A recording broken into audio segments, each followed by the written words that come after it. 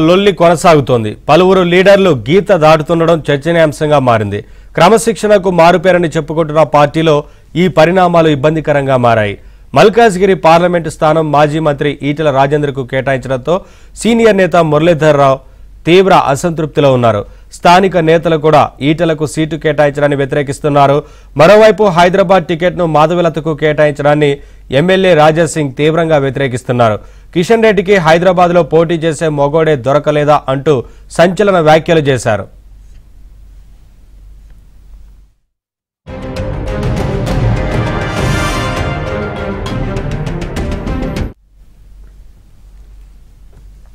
ఇక మహబూబ్ నగర్ టికెట్ విషయంలో ఇద్దరు కీలక నేతల మధ్య టఫ్ ఫైట్ నడుస్తోంది. ఈ టికెట్ను మాజీ ఎంపీ జితేందర్ రెడ్డి ఆశిస్తున్నారు.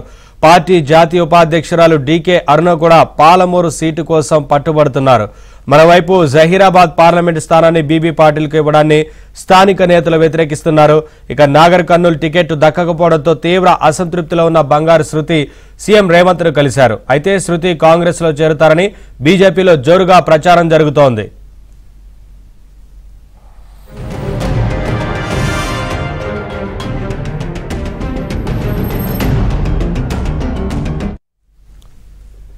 అప్డేట్స్ మా కరెస్పాండెంట్ నరేష్ అందిస్తారు.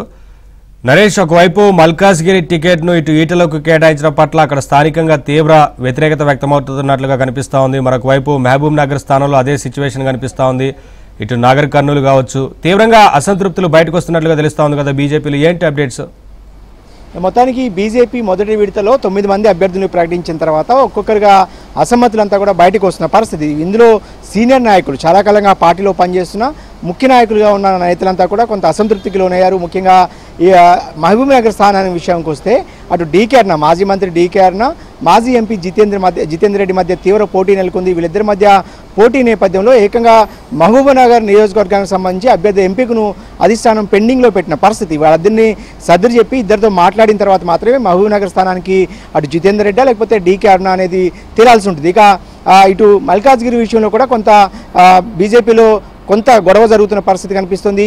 స్థానికేతరుడైన ఈటెల రాజేందర్కి టికెట్ను కేటాయించడం సరైంది కాదు అంటూ కూడా మల్కాజ్గిరి స్థానిక నాయకులు ఎవరైతే ఉన్నారో వాళ్ళంతా కూడా ఒక సమావేశాన్ని ఏర్పాటు చేసుకున్నారు.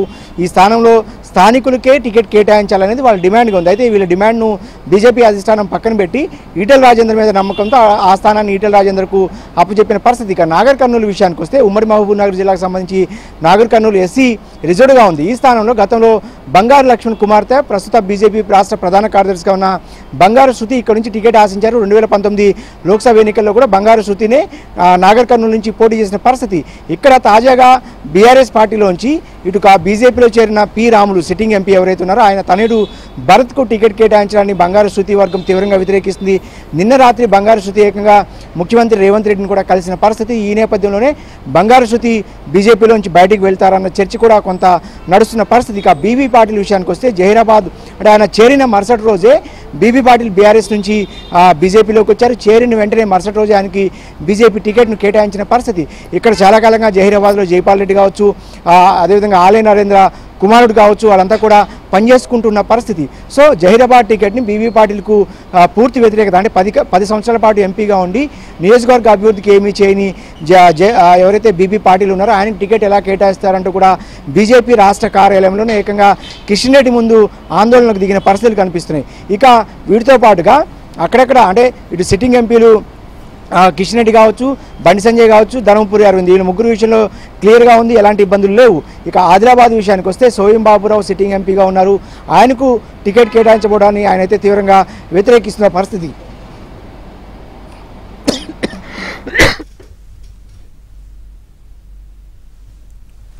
రైట్. సోయం బాపురావు విషయంలో అక్కడ ఎవరు స్థానికంగా ఎవరు వ్యతిరేకిస్తున్నారు, ఇంకా టికెట్ ఆశిస్తున్న వారిలో ఎవరున్నారనేది నరేష్?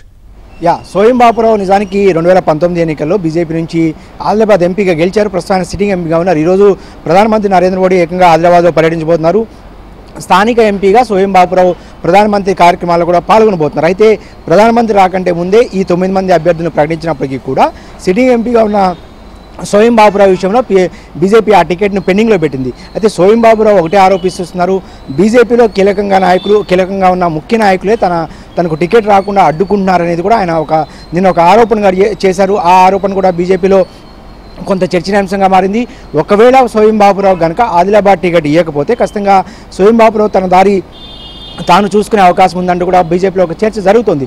ఈ నేపథ్యంలోనే అటు సోయం బాబురావుని పక్కన పెట్టి రాథోడ్ ఎవరైతే బాపురావు రాథోడ్ ఉన్నాడో ఆయన, లేదంటే గతంలో బీఆర్ఎస్లో ఎంపీగా పనిచేసిన నగేష్ని కూడా బీజేపీలో చేర్చుకుని టికెట్ ఇవ్వచ్చు అన్న చర్చ కూడా జరుగుతుంది. ఇప్పటికే ఖమ్మం, నల్గొండ, అటు నాగర్ కర్నూలు, జహీరాబాద్ లాంటి స్థానాల్లో బీజేపీ వరంగల్ కూడా కొంత బీఆర్ఎస్లో ఉన్న నాయకులందరినీ కూడా ఇటు చేర్చుకుని వాళ్ళకి టికెట్లు ఇచ్చే ప్రయత్నాలు చేస్తుంది. ఇప్పుడు ఉదాహరణకు వరంగల్ విషయానికి వస్తే ఆరూరు రమేష్ వర్ధనపేటకు వరుసగా 2 సార్లు ఎమ్మెల్యేగా పనిచేసిన బీఆర్ఎస్ నాయకుడు ఆరూరు రమేష్ రేపు బీజేపీ పెద్దలను కలిసి బీజేపీలో చేరతారన్న ఒక చర్చ నడుస్తోంది. సో ఇలాంటి నేపథ్యంలోనే ఆదిలాబాద్ కావచ్చు, ఖమ్మం కావచ్చు, నల్గొండ ఇలాంటి స్థానాల్లో బీజేపీకి అభ్యర్థులు లేరు. సో ఇలాంటి చోట్ల బీఆర్ఎస్ పార్టీకి సంబంధించిన మాజీ మంత్రులు, ప్రస్తుత ఎంపీలని బీజేపీలో చేర్చుకుని అక్కడ వాళ్ళకి టికెట్ ఇచ్చే ఆలోచన కూడా బీజేపీ రాష్ట్ర నాయకత్వం చేస్తుంది. సో ఇందులో భాగంగానే సోయం బాబురావును కూడా దాదాపుగా పక్కన పెట్టేసినట్టే అన్న చర్చ బీజేపీలో సాగుతున్న నేపథ్యంలో ఇక సోయం బాబురావు దారేటు అనేది కూడా ఒక చర్చ జరుగుతుంది. సోయం బాబురావు ఇప్పుడే కాంగ్రెస్ పార్టీతో టచ్లోకి వెళ్లారు. ముఖ్యమంత్రి రేవంత్ రెడ్డితో సోయం బాబురావుకి దశాబ్ద కాలం పైగా మంచి సంబంధాలు ఉన్నాయి. సో ఈ సంబంధాల నేపథ్యంలోనే సోయం బాబురావు ఈరోజు ప్రధానమంత్రి మోదీ పర్యటన తర్వాత తన దారి తాను చూసుకునే అవకాశం ఉందన్న చర్చ కూడా బీజేపీలో జరుగుతుంది. ఏదేమైనప్పటికీ కూడా 3 సిట్టింగ్ ఎంపీలకు టికెట్లు ఇచ్చిన బీజేపీ ఆదిలాబాద్లో విషయంలో మాత్రం సోయం బాబురావును పక్కన పెట్టింది. సోయం బాబురావు విషయంలో అటు రమేష్ రాథోడ్ మాజీ ఎంపీగా ఉన్నాడు ఆయన, లేదంటే బాపురావు రాథోడ్, లేదంటే బీఆర్ఎస్ పార్టీకి సంబంధించిన నగేష్ని ఇటు చేర్చుకుని బీజేపీ టికెట్ ఇచ్చే ఆలోచన కూడా చేస్తున్న పరిస్థితి కనిపిస్తుంది.